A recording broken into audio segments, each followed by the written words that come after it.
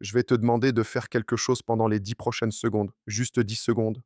Redresse-toi, épaules en arrière, menton légèrement rentré, poitrine ouverte. Et maintenant, dis-moi, est-ce que c'est ta position naturelle ou est-ce que tu viens de te corriger? Pour la grande majorité des hommes de plus de 40 ans, c'est une correction. Ton corps avait une position par défaut. Et cette position par défaut, si tu l'as pas consciemment changée, c'est probablement la tête qui avance, les épaules qui tombent vers l'avant, le bas du dos qui se creuse ou s'arrondit, et tu t'en rends même pas compte la plupart du temps, parce que ton corps s'est adapté à cette position. Il l'a normalisée. C'est ce qu'on appelle une posture défavorable.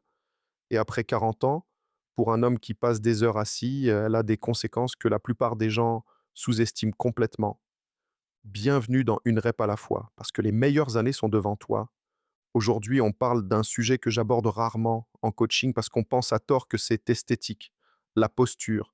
Pourquoi elle change au fil des années, ce qu'elle fait réellement à ton corps et à ta santé, et surtout ce que tu peux faire pour la corriger sans équipement, sans physiothérapeute, en quelques minutes par jour. Commençons par comprendre ce qui se passe, parce que la posture ne se dégrade pas par hasard, et elle ne se dégrade pas à cause de l'âge en soi. Elle se dégrade à cause de ce que tu fais de ton corps pendant des années. Le coupable principal, c'est la position assise prolongée. Un homme de 45 ans qui travaille au bureau passe en moyenne entre 8 et 10 heures par jour assis, souvent légèrement penché vers l'avant, les yeux sur un écran qui est soit trop bas, soit trop haut, les épaules qui avancent vers le clavier. Et cette position, répétée des milliers de fois, finit par remodeler ton corps. Ce que les chercheurs ont documenté, et c'est confirmé par de nombreuses études publiées en physiothérapie et en médecine du travail, c'est que les adultes sédentaires développent de façon prévisible deux problèmes posturaux majeurs. La tête qui avance, ce qu'on appelle la posture en tête projetée, et les épaules qui s'enroulent vers l'avant, ce qu'on appelle les épaules arrondies. Ces deux problèmes arrivent ensemble presque toujours parce que quand tu es assis penché vers l'avant pendant des heures, les muscles de ta poitrine, le grand pectoral et le petit pectoral se raccourcissent progressivement. Ils s'adaptent à la position contractée. En parallèle, les muscles de ton dos, les rhomboïdes, les trapèzes moyens et inférieurs, qui sont censés maintenir les épaules en arrière, s'allongent et s'affaiblissent, parce qu'ils sont en étirement constant et qu'ils ne sont pas sollicités. Résultat, les muscles courts et forts à l'avant tirent les épaules vers l'avant. Les muscles longs et faibles à l'arrière ne peuvent plus les retenir. Et tu obtiens les épaules arrondies. La tête suit le même mécanisme.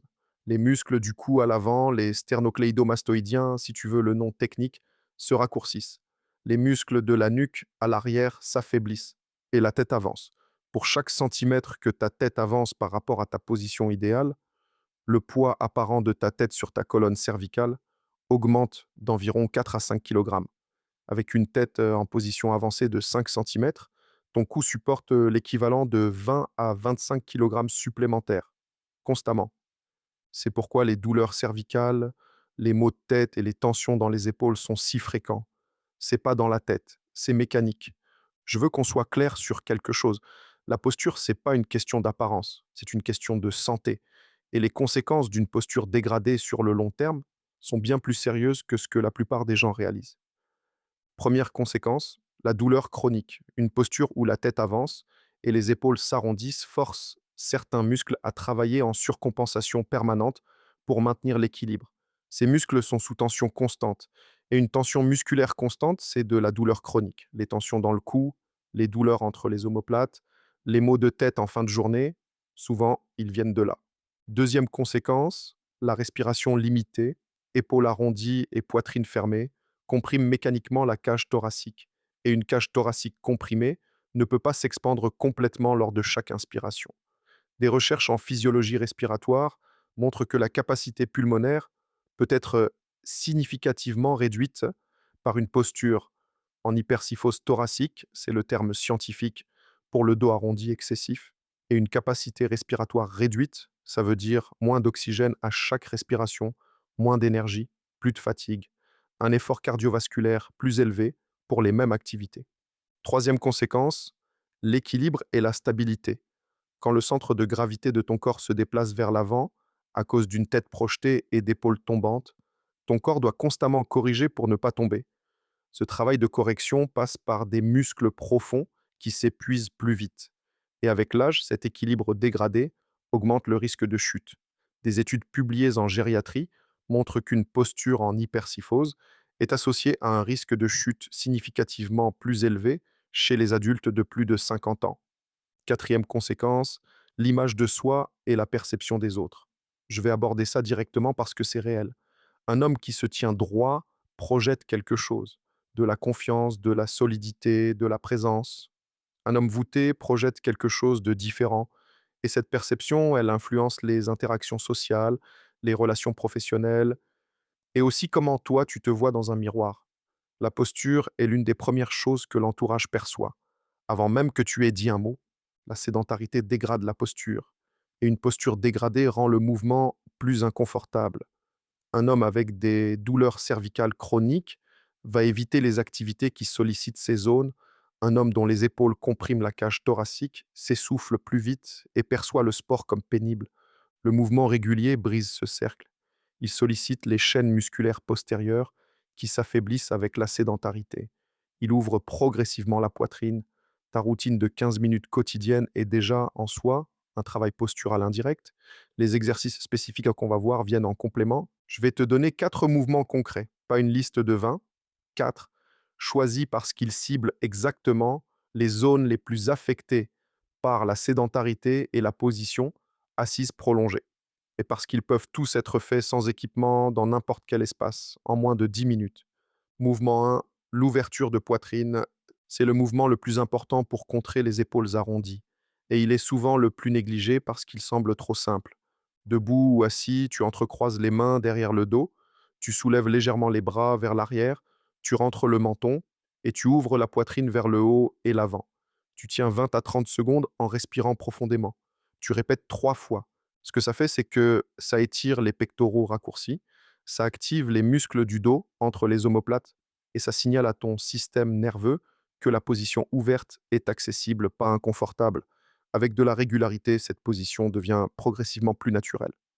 Mouvement 2, la rétraction des omoplates. Debout, bras le long du corps. Tu pinces les omoplates ensemble vers le centre du dos, comme si tu essayais de tenir un crayon entre elles. Tu tiens 5 secondes, tu relâches, tu répètes 10 à 15 fois. Ce que ça fait, c'est que ça active et renforce les rhomboïdes et les trapèzes moyens, les muscles qui maintiennent les épaules en arrière. Ces muscles sont presque toujours faibles chez les hommes sédentaires. Les renforcer, c'est donner à ton corps la capacité active de maintenir une bonne posture, pas juste la pensée. Mouvement 3, le rentré de menton. Assis ou debout, tu rentres doucement le menton vers l'arrière, comme si tu essayais de te faire un double menton, pas vers le bas, vers l'arrière. Tu tiens 5 secondes, tu relâches, tu répètes 10 fois. Ce que ça fait, c'est que ça étire les muscles profonds du cou qui se raccourcissent avec la position tête en avant et ça active les fléchisseurs profonds du cou qui s'affaiblissent. C'est le mouvement le plus efficace pour contrer la tête projetée. Et c'est le genre de mouvement que tu peux faire n'importe où, même assis à ton bureau, sans que personne le remarque. Mouvement 4, le cat-cow ou flexion-extension de la colonne. À quatre pattes, mains sous les épaules, genoux sous les hanches. Tu arrondis le dos vers le plafond en expirant, tête qui descend. Puis tu creuses le dos vers le bas en inspirant, tête qui se lève. Tu enchaînes lentement, 10 répétitions. Ce que ça fait, c'est que ça mobilise toute la colonne vertébrale. Ça travaille à la fois la flexibilité et la coordination des muscles profonds du tronc. Et ça libère les tensions accumulées dans les cervicales, le thoracique et le lombaire en même temps. C'est le mouvement le plus complet pour la colonne et le plus accessible pour n'importe quel niveau. Comment intégrer ça dans ta routine? La question que je reçois souvent, c'est: «Quand est-ce que je fais ça et comment je l'intègre sans que ça devienne une contrainte de plus?» Voilà l'approche que je recommande. Pas un bloc de 10 minutes à trouver dans ta journée. 2 fenêtres de 5 minutes qui s'attachent à des moments qui existent déjà. Par exemple, fenêtre 1, le matin, juste après tes 15 minutes d'entraînement, tu termines ton circuit habituel et tu enchaînes avec le rentré de menton et le cat-cow. Ça devient la fin naturelle de ta séance du matin. Fenêtre 2, en fin de journée de travail, avant de te lever de ton bureau, ouverture de poitrine, et la rétraction des omoplates et tu rentres chez toi. C'est un truc simple qui change beaucoup sur le long terme. Chaque fois que tu penses à ta posture pendant la journée, tu fais une rétraction des omoplates. Juste une, 5 secondes. Pas besoin de t'arrêter, pas besoin de te lever. Tu peux le faire assis en réunion, debout dans une file d'attente, dans ta voiture. Et cette micro-correction répétée des dizaines de fois par jour, elle encode progressivement la bonne position dans ton système nerveux. Je veux finir avec quelque chose de concret, pas des promesses de transformation en 30 jours. Ce que des hommes qui ont fait ce travail régulièrement m'ont décrit après quelques semaines et quelques mois. Après 2 à 3 semaines, les tensions dans le cou et les épaules diminuent. Elles disparaissent pas, mais elles diminuent. Les maux de tête en fin de journée sont moins fréquents et quelque chose de subtil se passe dans la façon dont tu te tiens quand tu y penses. Après 6 à 8 semaines, la position redressée commence à être plus naturelle et moins un effort. L'entourage commence à remarquer quelque chose, des commentaires comme «Tu l'air différent», «Tu quelque chose de différent». Souvent, ils identifient pas exactement quoi, mais en général, c'est la posture. Après 3 à 4 mois, des changements fonctionnels. La respiration est plus profonde et plus facile. L'effort cardiovasculaire lors de marches ou d'activités légères est plus facile parce que la poitrine est plus ouverte. Et les douleurs chroniques qui semblaient inévitables sont souvent largement diminuées. Les gens qui améliorent leur posture changent aussi quelque chose dans leur rapport à eux-mêmes, pas de façon dramatique. Mais un homme qui se tient droit se perçoit différemment. Il occupe l'espace différemment. Et cette perception de soi, elle influence les comportements, la confiance, la façon d'aborder les situations difficiles. La posture, c'est pas juste physique. Mais je veux aller plus loin sur ce point parce que c'est quelque chose que je trouve fascinant. Des recherches en psychologie comportementale, notamment les travaux de la chercheuse américaine Amy Cuddy sur ce qu'elle appelle les postures de pouvoir, suggèrent que la posture influence non seulement comment les autres nous perçoivent, mais aussi comment on se perçoit nous-mêmes. Tenir une posture ouverte et droite pendant quelques minutes avant une situation stressante, un entretien, une présentation, une conversation difficile, peut réduire l'anxiété et augmenter la confiance. Je dis pas que redresser les épaules va régler tous tes problèmes, mais je dis que la posture et l'état mental sont connectés dans les 2 sens. Un homme découragé a tendance à se voûter et un homme voûté tend à se sentir plus découragé. L'inverse est aussi vrai. Un homme qui se tient droit tend à se sentir plus capable et un homme qui se sent capable tend à se tenir plus droit. C'est un levier simple, gratuit, accessible à n'importe quel moment et souvent sous-estimé. Et le dernier point que je veux faire, la posture est un révélateur. Elle te dit comment tu habites ton corps au quotidien. Est-ce que tu prends de la place ou tu te recroquevilles? Est-ce que tu es présent dans ton corps ou tu passes tes journées dans ta tête, penché sur ton écran, absent de ta propre physicalité? L'entraînement régulier et les exercices posturaux, c'est pas juste du fitness. C'est une façon de rester présent dans son corps, de l'habiter vraiment. Et un homme qui habite son corps est un homme qui vieillit différemment, plus lentement, plus solidement, avec plus de dignité. Ce que tu fais cette semaine. Cette semaine, un seul ajout à ta routine, pas 4 mouvements, un. Après ta séance du matin, tu fais l'ouverture de poitrine, mains croisées dans le dos, tu soulèves légèrement les bras, tu ouvres la poitrine, tu tiens 30 secondes en respirant, tu répètes 3 fois, 2 minutes au total et dans la journée, chaque fois que tu te rappelles de ta posture, tu fais une rétraction des omoplates.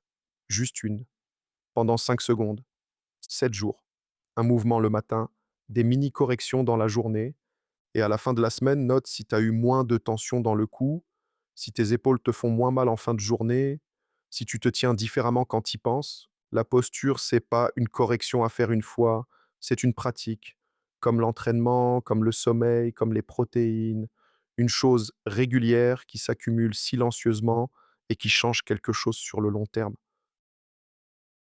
Ce qu'on a vu aujourd'hui, la posture se dégrade au fil des années, principalement à cause de la position assise prolongée qui raccourcit les pectoraux et affaiblit les muscles du dos. Les conséquences sont réelles. Douleurs chroniques, respiration limitée, équilibre dégradé. La sédentarité et la mauvaise posture se renforcent mutuellement dans un cercle vicieux que le mouvement régulier brise. Et 4 mouvements simples, ouverture de poitrine, rétraction des omoplates, rentrée de menton, cat-cow, pratiqués régulièrement, peuvent progressivement inverser ces déséquilibres. La semaine prochaine, on parle de quelque chose de très concret et de contextuel, ce que ton corps vit quand il fait chaud. L'entraînement par temps chaud, ce que ça change biologiquement et comment adapter ta routine à l'été sans perdre ta progression. Abonne-toi pour pas manquer ça. Je te dis à la semaine prochaine et prends soin de toi, une rep à la fois.